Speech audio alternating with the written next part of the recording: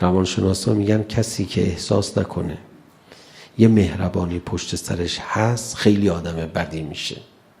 دیگه بیشتر از این نمیتونم توضیح بدم.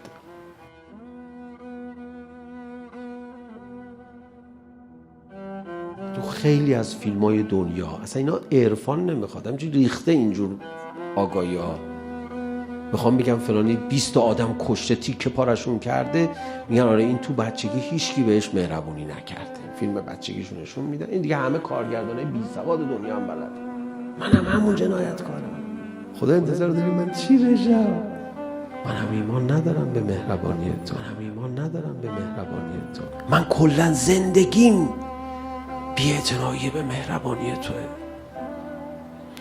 تمام نگرانی هام بی‌اعتنایی به مهربانی توه.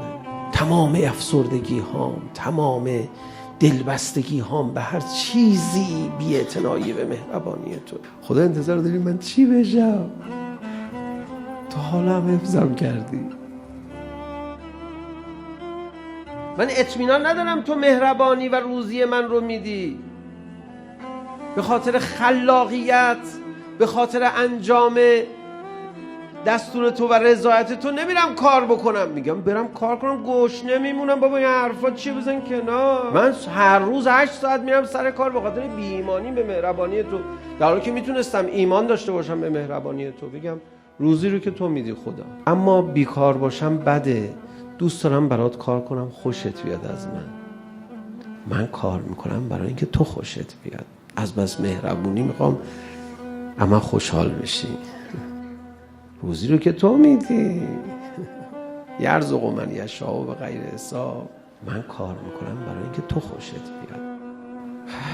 احساس کمبود محبت میکنم به دلیل عدم ایمان به مهربانی تو. احساس تنهایی میکنم به خاطر عدم ایمان به مهربانی تو. میرم دنبال سرگرمی های بی خود به دلیل اینکه ایمان ندارم به مهربانی تو که از مهربانی تو لذت ببرم. میرم جای دیگه لذت ببرم. میخوای من بد نشم؟ من هم ایمان ندارم به مهربانی تو و الا بچه خوبی میشدم. روانشناسا میگن کسی که احساس نکنه یه مهربانی پشت سرش هست خیلی آدم بدی میشه. خدا انتظار داری من چی بشم؟